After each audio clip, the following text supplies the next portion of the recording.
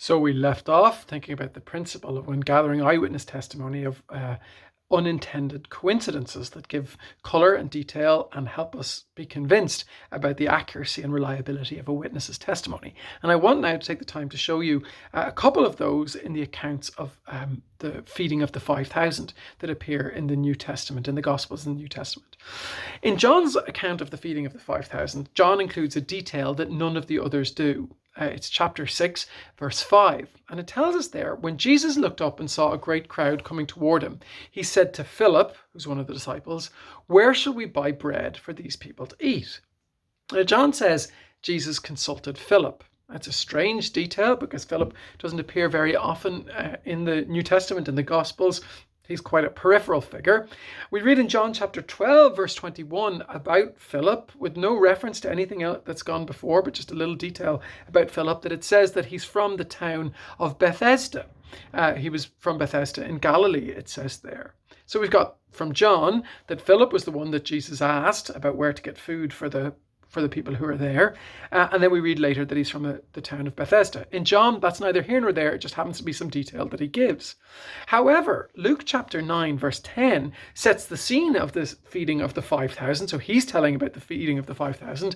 And it says there that Jesus, he took them with him, that's the disciples, and they withdrew by themselves to a town called Bethesda.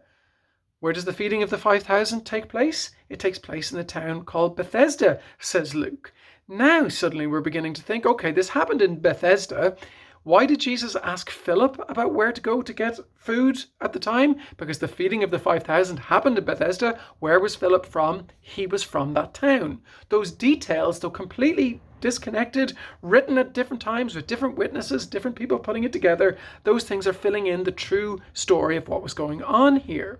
This bit of information about Bethesda also helps to clear up a question that arises earlier in Matthew chapter 11. Matthew wasn't written in chronological order, so this happened after the feeding of the 5,000. We know that from Luke. And Jesus pronounces a woe, a curse, essentially, on Bethesda. And he says in Matthew chapter 11, he says, "Woe to you, a curse on you, because you did not believe the signs that he gave them."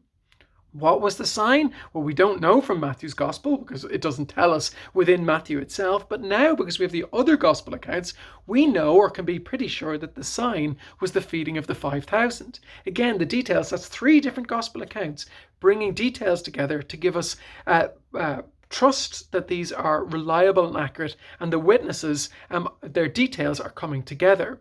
There's another detail from the accounts of the feeding of the 5,000. And Matthew tells us about crowds following Jesus on foot from towns. And you read about it. We read about it there this morning. Now, Mark, whose account of the feeding of the 5,000 is very close to Matthew's in some parts because of a common set of witnesses, he adds detail about the crowds. And he says something. He says they were coming and going. Now, the sense of the way he's talking about coming and going is that they're not just on one visit or on one trip. They're kind of bustling around the place. It's a detail that we don't really completely understand, but he just says that. There's a sense that there's a thoroughfare of people who are on the move, that they'd no time to eat. Now, John tells us at chapter 6, verse 4, that this is just before the feeding of the 5,000. He says, "Now the Passover, the feast of the Jews, was at hand."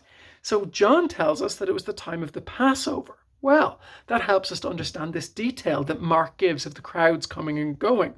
The historian Josephus tells us that millions of people traveled at the time of the Passover. So in Jesus' teaching at this particular time, in this particular spot, there are people milling around everywhere, and the word of Jesus has got out and they've gone to hear him. It takes us to another detail that we read in chapter 6 and verse 39. The disciples have found a boy's lunch with 5 loaves and 2 fish. And we're told there in Mark that Jesus told them to make all the people sit down in groups on the green grass. Now, that seems like an unusual detail for us when we read that in Ireland. When we think about grass, we think green. It's not an unusual. It seems unnecessary to talk about the green grass. Well, why is that detail there? Why is it there? Well, John 6:10 also mentions that there was plenty of grass. And again, you're thinking to yourself, what's this detail about grass happening? There's enough grass there for 5,000 people, men plus women and children, to sit down in. Well, the only time of the year, a very specific time of year, where there would have been enough grass, green grass, for people to sit down was in the springtime, which was when Passover happens. So this odd detail about the grass that is mentioned, because it's unusual to them, is explained by the fact that we hear elsewhere that it's the time of Passover. Somebody called Lydia McCrew, who writes about these details, confirming each other, helping us understand or trust in the reliability of the witnesses, says this: Passover, of course, falls in the spring. The grass is not generally green in that region, but it is green in the spring after the winter rains around the time of Passover. There would have needed to be quite a lot of green grass to make Mark's statement true, since he implies that more than 5,000 people sat down on it. At that time of year, but not at others, such a quantity of green grass would be possible. It seems certain that the four Gospels are reporting events that the witnesses, their authors, listened to and researched, believed was true. They added details that on their own don't make sense. They're just incidental. They're just put in there. But when they come together, give us a sense of the reliability and the trustworthiness of these witnesses. And that's really important, because what's described, obviously, in all four of these Gospels is miraculous. It's an extraordinary miracle, but it's even bigger than that, because these miracles speak to something even bigger than just being miracles themselves. They talk about the nature of Jesus himself. And I want to leave you with this. One of the things that we notice in all of the Gospels when we read them about these people who are there, if you look closely, it never says in any of them that the people were hungry. In fact, it would have been fairly common for people of the time to miss meals. It seems that Jesus feeds these 5,000 people not out of hunger. We read that he has compassion on them. He has compassion on them, but then he starts to teach them. So what he does from his compassion is teach crowds. It's not feed them, but he decides he wants to feed them. Why does Jesus do this? Now, we get in a sense in Matthew about what's going on here. He says, bring the food to him at verse 18. And it says he told the people to sit down on the grass. Now, the kind of sitting that's translated there is a kind of a formal reclining. It's a sense of this formal meal. Essentially, Jesus is inviting these people to sit down at a banquet.